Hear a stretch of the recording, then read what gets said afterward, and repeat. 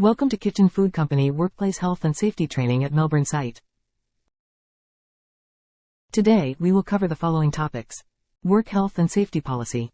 Reporting hazards. Emergency evacuation. Drugs and alcohol. First aid and emergency contacts. Working safely. And be looking at. Machine guarding. Traffic management. Emergency stops and chemicals. Knives. Preventing slips, trips and falls. Manual handling. KFCO is committed to complying with WHS legislation and providing resources necessary to ensure our facilities are maintained in a risk-free condition. All managers, supervisors and employees, workers are responsible for working in a safe manner and looking out for the safety of their coworkers. Unsafe behavior will not be tolerated and must be immediately reported to a manager. All workers must comply with the health and safety rules and wear PPE as required or directed. If you are injured in the course of your work, you must as soon as possible report the incident directly to your manager. The Return to Work Coordinator will contact you to develop, review and monitor your recovery at work plan. This plan will contain the duties to be performed, medical restrictions, hours worked, supervision arrangements and review dates. If you are suffering from a medical condition that could impact your ability to perform your role, speak to your manager. You may be required to provide a medical clearance stating you are fit for normal duties. If you are suffering from diarrhea, vomiting, or discharge from ears, you must obtain a medical clearance before returning to work. Employees are encouraged to raise all accidents, hazards and near misses. All accidents are to be reported regardless if someone was injured or not. For reporting hazards, we are all responsible for safety at work. As an employee, you must comply with all reasonable instructions. Not put yourself or your fellow workers at risk. Work safely and wear appropriate personal protective equipment, PPE. Report all incidents, accidents or anything you feel is a hazard. If you see something dangerous, tell your manager immediately and complete a KFCO incident report.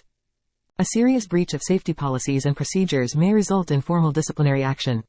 Nominate someone to represent your area at the monthly work health meeting. Email your nomination to csmith@kitchenfoodcompany.com. For machine guarding, do not override, disable or remove a safety system unless you have express management authorization. Tampering or removing guards or safety devices is strictly prohibited. Employees without authority to remove machine guarding may be subject to the company's disciplinary processes, which could lead to termination of employment. Guards are in place on machinery to prevent contact between people and the moving parts of the machine, equipment. Exposure to severe injury is greatly increased when guards are not provided, removed, or used incorrectly. Machine guarding must be removed only after the machine has stopped, been tagged and locked out to prevent accidental activation. Machinery must not be operated unless the correct guards are in place. If in doubt about machine guarding, notify your manager immediately, alternatively notify engineering. The lockout-tagout, LOTO, process is used by engineering to ensure equipment is stopped and isolated from hazardous energy sources and it cannot be accidentally started. LOTO involves the engineer repairing the equipment, placing a tag or lock to isolate it, as in the pictures, with only the person who has placed the lock tag on the equipment being able to remove it. While with emergency stops and chemicals on site, emergency stops, or E-stops, are also in place to prevent harm from moving parts. E-stops are easy to access in the event of an emergency. If an E-stop is pressed, the machine will require a manual reset before it can be restarted. E-stops are not to be used for normal stopping. E-stops are not to be used for isolation. E-stops are not an alternative to guarding. We have chemicals on site which are kept in a chemical storage area with the relevant safety data sheets. Only those employees that have been trained to handle chemicals can do so wearing the appropriate personal protective equipment. For drugs and alcohol workplace policy. It is prohibited to bring drugs or alcohol onto company facilities. You must not attend or perform work while under the influence of drugs or alcohol. If you are taking prescription medication, you must advise management so we can determine whether it is safe for you to perform your duties and if any adjustments are needed.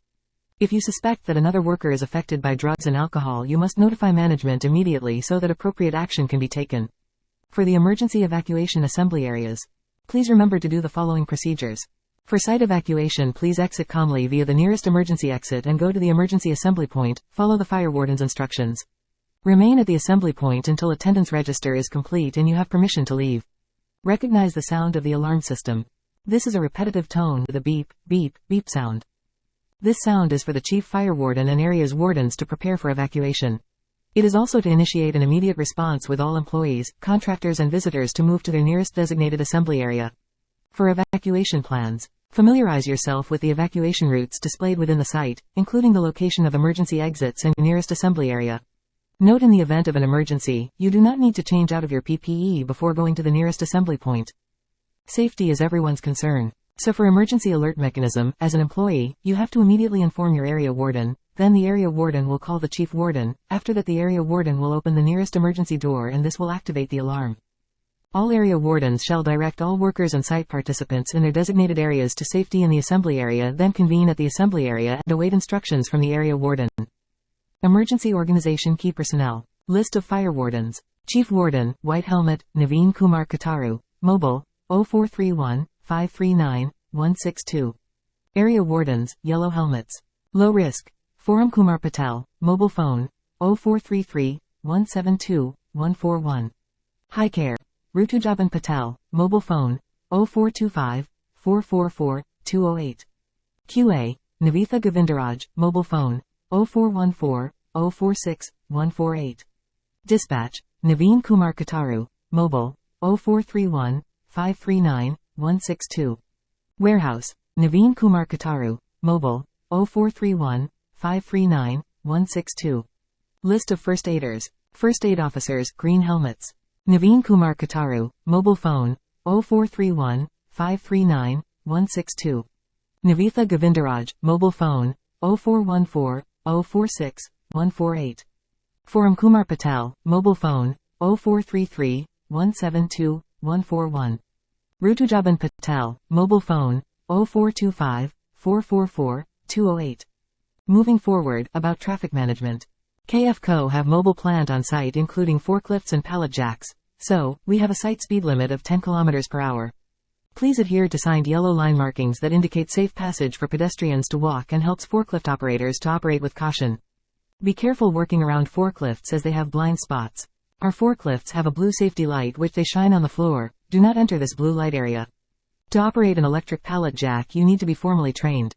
A competent team member can train you on how to operate a mechanical pallet jack.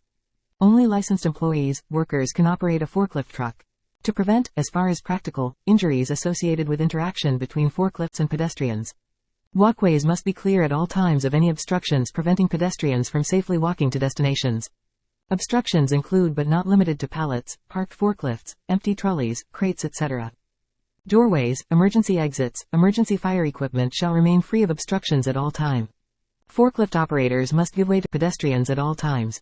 Pedestrians will exercise extreme caution when entering areas where forklifts are in operation. Pedestrians and forklift operators need to be aware of their surroundings at all times and be alert to blind spots.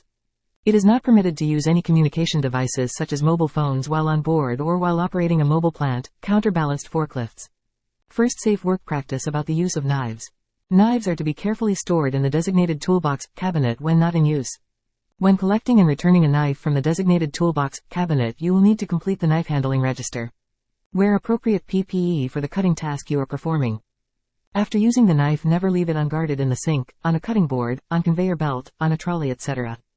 Never walk or run around holding a knife in your hand. If you need to move the knife to another location, hold the handle firmly, the point facing the floor, with your arms to the side. Second, safe work practice to prevent slips, trips and falls. Be aware of your surroundings and PPE for instance. If there is a spill, don't walk past it. Display wet floor sign, clean it up, and inform your manager. Walkways can become very wet and slippery, causing both pedestrians and forklifts to slip. Be aware of pedestrian operators operating plant and machinery in work areas. Check your boots are in the good condition before entering the department. Stay clear of forklifts when operational. Be vigilant of blind spots. Third, safe work practice about manual handling. Ensure you size up the load before lifting and always follow good manual handling practices as follows. Plan ahead. Where does the load need to go? Will you be able to keep the correct body position and posture? Are there other hazards, e.g., forklifts or hazardous machinery? Your housekeeping. Is there anything in the way of where you need to go? Is the area cluttered? Is the floor slippery or uneven? It is not just the weight of the load that matters. Is it large or an awkward shape? Is it slippery or difficult to grip? Can it safely be held close to the body? How often and for how long do you do the task? Your level of fatigue, your general health and fitness. What is your normal fitness? Are you returning from illness, injury or holidays? A continuation of the third safe work practice. Additionally, never lift or move more than you feel able and get help if needed. It is not just the weight of the load that matters. Keep your whole body always facing the load. Stand close to the load and keep the load close to you. Use a secure grip with 2 hands rather than 1. Keep your feet apart. Transfer weight from leg to leg. Use your legs and body weight to help. Keep the curves in your spine. Stick your bottom out. Bend your knees and your hips, not your back. Finally, safe work practice, still, about manual handling. Place loads between shoulder and waist level for lifting, carrying, pulling or pushing. Work with joints and muscles in relaxed position. Avoid overreaching. Use a smooth and controlled movement. Don't use speed or sudden jerky force.